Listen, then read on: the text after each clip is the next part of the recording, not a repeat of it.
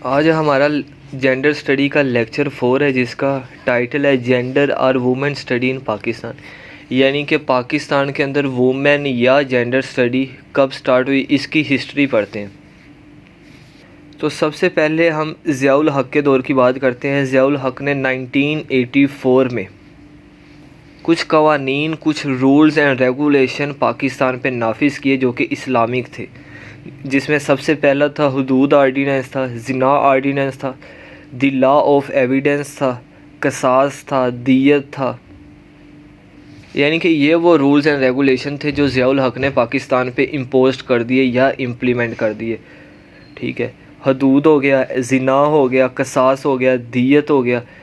یہ جب اس نے پاکستان پہ پہلی دفعہ اسلامک لاز کو امپلیمنٹ کیا، تو جو سوشل میڈیا ہے اور جو خاص طور پہ پاکستان کی دوسری عوام جو مغربی ذہن رکھنے والی تھی، اس نے ان پہ کویسچنز اٹھانا شروع کر دیے۔ اور پھر آپ نے دیکھا ہوگا کہ سوشل میڈیا پہ اس کی طویل بحث چلتی رہی۔ اس کے بعد بات کرتے ہیں 1998 ضیاء الحق کے دور کے بعد نواز شریف کے دور کی بات۔ جب نواز شریف کا دور تھا 1998، تو پاکستان میں ایک پلان پاس کرنے کی سجیشن دی گئی، اس کو بولتے ہیں NPA۔ یہ ایک آرگنائزیشن بنائی گئی، ایک ادارہ بنایا گیا جس کا نام تھا NPA۔ اس کا مقصد کیا تھا؟ اس کا مقصد یہ تھا کہ ہیومن رائٹس کو پروٹیکٹ کیا جائے، جو چائلڈ گرل ہوتی ہیں یعنی کہ ان کے ریپ ہونے سے بچایا جائے ان کو، یعنی کہ اس کے معاملات کو حل کیا جائے۔ ایجوکیشن وائلنس، جو تعلیمی اداروں میں بچوں پہ وائلنس ہوتا ہے، اس کو بچایا جائے، اور وومن کے رائٹس اور اس کی ہیلتھ کے بارے میں یہ چیزیں کو اشور کرے گا کہ پاکستان میں بالکل ٹھیک چل رہی ہیں۔ تو جو ادارہ تھا NPA، وہ اس کا جو بیسک مقصد یہ تھا کہ جو عورتوں پہ، بچوں پہ وائلنس ہو رہا ہے، وہ اسکولوں میں ہو یا ہیلتھ ایشوز ہوں، تو اس کو زیادہ سے زیادہ روکا جا سکے۔ پھر اگر 1998 کے بعد کی بات کی جائے، 2000 کی بات کی جائے، تو 2000 میں پاکستان میں ایک اور ادارہ، ایک اور آرگنائزیشن جو کہ وومن کے رائٹس کے لیے بنتی ہے، اس کو بولتے ہیں NCSW، یعنی کہ national commission on the status of women.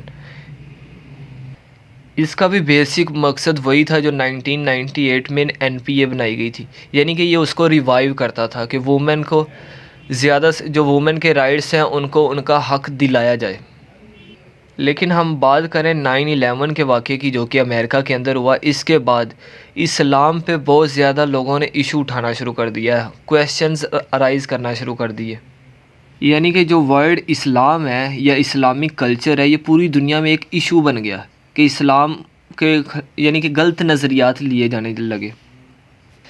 تو جیسے 9/11 کا واقعہ ہوتا ہے، تو جو جرنلسٹ ہیں، پولیٹیشنز ہیں، ریلیجیس اسکالرز ہیں یا سویلین ہیں، انہوں نے ایک ڈیبیٹ شروع ہو گئی اسلام پہ کہ اسلام کے کون سے مقاصد ہیں، یعنی کہ اسلام کا کون سا پہلو ہے کہ وہ دہشت گردی کی اجازت دیتا ہے۔ تو سوشل میڈیا پہ، خالی پاکستان میں نہیں، پوری دنیا میں ایک ڈیبیٹ شروع ہو گئی کہ اسلام کا اصل کانسیپٹ ہے کیا۔ تو پھر سوشل میڈیا پہ جو سب سے زیادہ چیز وائرل ہوئی تھی، جو دنیا یہی کہہ رہی تھی کہ اسلام عورتوں پہ اتنی پابندیاں لگا دیتا ہے کہ عورت کو اس کے رائٹس نہیں مل سکتے، یعنی کہ اسلام برقع پہننے کی کہتا ہے۔ تو جو ویسٹرن ممالک تھے، جنہیں ہم مغربی ممالک کہتے ہیں، کہ وہ کہتے جو برقع ہے عورت پہ ظلم ہے، جی برقع کو ہر حالت میں ہٹایا جائے۔ انہوں نے اسکول، کالج، یونیورسٹیاں، ڈاکٹرز ہوں، وکلاء ہوں، عدالتیں ہوں، یعنی کہ اپنے ملک کے تمام سیکٹرز اور ڈپارٹمنٹ میں برقع کو ڈینائی کر دیا کہ ہم اس چیز کو نہیں مانتے، ہم اس چیز کے خلاف ہیں، کیونکہ اسلام میں عورتوں پہ کیا ہو رہا ہے جی؟ ظلم۔ یعنی کہ انہوں نے برقع کو عورتوں پہ ظلم قرار دیا، تاکہ یعنی کہ انہوں نے زیادہ سے زیادہ اسلام کے خلاف مسکنسیپشن اٹھانا شروع کر دی تاکہ لوگ اسلام سے بیزار ہو جائیں۔ اگر ہم 2012 کی بات کریں، تو 2012 میں جو ڈاکٹر جویریہ شاہی، جو پاکستان کی بہت ہی مشہور اور فیمس ڈاکٹر ہے، ڈاکٹر جویریہ شاہد، اور اس کے ساتھ خالد منظور بٹ، وہ کہتے ہیں کہ یہ جو عورتوں کے حقوق کی بات کر رہے ہیں، یہ عورتوں کے حقوق کی بات نہیں ہے، یہ فیمینزم کے بارے میں ہے۔ تو وہ فیمینزم کی ڈیفینیشن کیا کرتے ہیں، وہ پڑھتے ہیں ہم۔ ان سمپل ورڈز، یعنی کہ وہ کہنا تو یہ چاہ رہے تھے کہ اس میں فیمینزم ہی چینج کر دیا، لیکن یہ دونوں جو ڈاکٹر جویریہ شاہد اور خالد منصور بٹ، یہ فیمنزم کے حق میں تھے. تو ان کے مطابق جو فیمنسٹ کی یا فیمنزم کی ڈیفینیشن ہے وہ کہتے ہیں feminist are those who dare to break the conspiracy of silence about oppression in equal relationship between men and women and who want to change it. Oppression کا مطلب ہوتا ہے کسی چیز کو دبانا، مظلوم کو بولا جاتا ہے. کانسپائریسی بولتے ہیں سازش کو، اور بیکلیش بولتے ہیں جوابی کارروائی کو. تو ان کے مطابق فیمنزم ایک ایسا عمل ہے جو کہ سائلنس کو توڑتا ہے، خاموشی کو توڑتا ہے، ظلم کے خلاف بولتا ہے، جو عورت اور مرد کے درمیان ان ایکول ریلیشن شپ ہے، یعنی کہ مرد عورت کو دبا کے رکھتا ہے، اس کو یہ ظاہر کرتا ہے اور اس کو چینج کرنے کا کنسیپٹ دیتا ہے. اس کو فیمنزم کہتے ہیں ان کے مطابق. یعنی کہ ان سمپل ورڈز جو عورتیں اور مرد برابر نہیں ہیں، اس کے خلاف آواز اٹھاتے فیمنزم سائلنس، خاموشی کے خلاف آواز اٹھاتے ہیں. یعنی کہ جہاں پہ بھی انجسٹس ہوتا ہے مین اور وومن کے درمیان، وہاں پہ آواز اٹھانے کو فیمنزم کہا جاتا ہے. ان کے مطابق یہ ڈیفینیشن تھی. تو اگر پاکستان میں دیکھا جائے تو ہمیشہ سے یہ بیک لیش رہا ہے، جوابی کارروائی رہی ہے. یہی آرگومنٹ رہا ہے کہ یہ جو عورتیں اسٹڈی کر رہی ہیں، ورک کر رہی ہیں،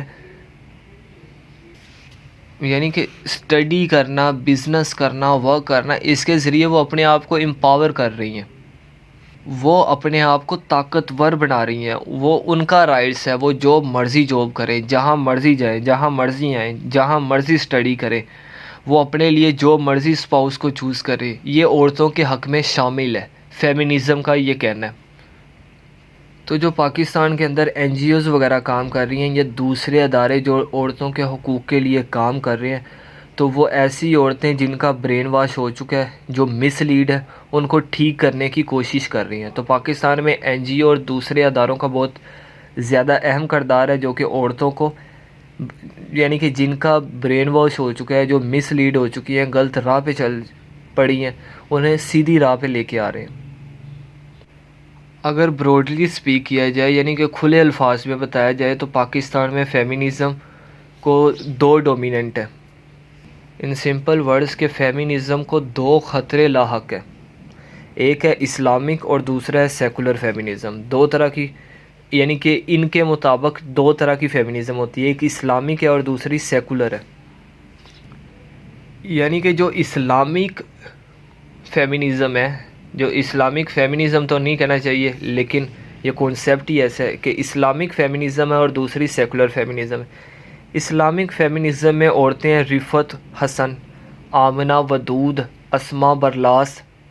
ان کا یہ ماننا ہے کہ عورتوں کے حقوق اسلام کی روشنی میں وضع کیے جائیں اور انہیں فردر ایکسپلور کیا جائے. تو یہ تینوں عورتوں، یعنی کہ رفعت حسن کا، آمنہ ودود کا اور اسماء برلاس کا، ان کا یہ پروٹیسٹ ہے، ان کی یہ اپیل ہے پاکستان کی اپر، مڈل اور لوور کلاس سوسائٹی سے کہ عورتوں کے حقوق کو اسلام کی روشنی میں جو ہیں اچھی طرح وضع کر دیا جائے، تاکہ پاکستان میں یہی امپلیمنٹ ہو، تاکہ جو ویسٹرن فیمنزم ہے، جو مغربی فیمنزم ہے، وہ پاکستان پہ امپلیمنٹ نہ ہو. تو یہ تھی یعنی کہ اسلامک فیمنزم، یعنی کہ اسلامک عورتوں کا یہ کہنا ہے کہ اسلام، عورتوں کے جو حقوق ہیں وہ اسلام کی نظر میں وضع کر دیے جائے، تاکہ عورت کو پتہ ہو کہ اس نے یہ کام کر سکتی ہے، یہ کام نہیں کر سکتی. یعنی کہ پاکستان کی تمام سوسائٹی، وہ چاہے لیڈرز ہوں، مڈل سوسائٹی، جاب ہولڈرز ہوں، یا لوور سوسائٹی ہو، کسی بھی قسم کی کلاس کی سوسائٹی یا کسی بھی لیول کی سوسائٹی ہو، وہ عورتوں کے حقوق کو وضع کرے اسلام کی، اور انہیں ہی امپلیمنٹ کیا جائے، نہ کہ مغربی کو. لیکن جو سیکولر ہے، لیکن اگر ہم سیکولر فیمنزم کی بات کریں، سیکولر کا مطلب ہی لا دین ہوتا ہے، یعنی کہ ایسی فیمنزم جس کا دین سے کوئی تعلق نہیں ہے. اس میں جو عورتیں ہیں وہ ہے جی شہناز، راؤس، فوزیہ، سعید. تو ان کا یہ ماننا ہے کہ جو فیمنزم ہے یہ ہیومن رائٹس کی ایک ایکسٹینشن ہے. تو ان کے بارے میں جو پاکستانی لوگ ہیں، ان کا بہت ہی نگلیکٹ، یعنی کہ ڈینائنگ فیکٹر ہے. ویوز اس کے خلاف کافی سخت رکھتے ہیں پاکستانی لوگوں کا کہنا ہے کہ اسلامک تو سمجھ میں آتا ہے کہ یعنی کہ اسلام کے جو عورت کے رائٹس ہیں اس کو فردر ایکسپلور کیا جائے. لیکن جو سیکولر فیمینزم ہے، اس طرح کی فیمینزم صرف اور صرف مغربی کلچر کو پاکستان میں امپلیمنٹ کروانا چاہتے ہیں اور مسلمانوں کی عورتوں کو برباد کرنا چاہتے ہیں. یعنی کہ جو پاکستان کی عورتیں ہیں انہیں مغربی کلچر میں ڈال کے، اور نام کس کا دے دیا گیا؟ فیمینزم کا، جبکہ اسلام میں فیمینزم کا تصور تک نہیں. تو پاکستانی عوام کے مطابق یا ایکسپرٹ کے مطابق جو سیکولر فیمینزم ہے وہ جائز نہیں ہے، اور اسلام میں اس کا کسی طرح کا کوئی بھی کنسیپٹ نہیں ہے. اگر بات کی جائے اسلامک فیمینزم کی، عورتوں کے حقوق جو ہیں انہیں دیے جائیں تو پھر ہم بات کرنے کے لیے تیار ہیں. اس میں جو لاسٹ بات پاکستانی سوسائٹیز کرتی ہیں وہ یہ کہتے ہیں کہ ہمیں فیمینزم کلچر کی کسی طرح کی کوئی بھی ضرورت نہیں ہے. اگر تو آپ عورتوں کے حقوق کی بات کریں تو ہم ماننے کے لیے تیار ہیں. اگر یہی صرف ورڈ چینج کر دیا گیا، اگر وومن رائٹس کی بات کریں تو پاکستانی ساری سوسائٹی آپ کے ساتھ کھڑی ہے. لیکن اگر جسٹ فیمینزم کی بات کریں، کیونکہ پاکستانیوں کا ذہن یہ ہے کہ اگر فیمینزم کی بات کی جائے تو اس کا مطلب ویسٹرن کلچر کو امپوزڈ یا امپلیمنٹ کیا جا رہا ہے پاکستانی عورتوں پہ. اگر جسٹ وومن رائٹس کی بات کی جائے تو تب تو یہ ایکسیپٹیبل ہے کسی حد تک. لیکن اگر وومن رائٹس کی بجائے اگر ہم بات کریں جینڈر رائٹس کی، جس میں مین، وومن اور نیوٹرل LGBT تینوں آ جاتے ہیں، تو یہ تو 100% ایکسیپٹیبل ہے. اب ہم عورتوں کے حقوق کی اسلام میں بات کرتے ہیں کہ اسلام انہیں کس طرح کا سٹیٹس دیتا ہے عورتوں کو. تو اسلام کی بات کریں تو اسلام نے جو عورت کو سٹیٹس دیا ہے کسی اور مذہب نے نہیں دیا. جو اسلام آنے کے بعد عورتوں کو سٹیٹس ملا ہے، ان کا لیول ملا ہے، ان کو ان کے رائٹس ملے ہیں، وہ رائٹس مورل ہوں، اسپریچول ہوں یا اکنامک ہوں، تمام طرح کی اسے ایکویلٹی دی گئی ہے. تو ایسی ایکویلٹی دی گئی ہے جو کہ کسی اور مذہب نے نہیں دی.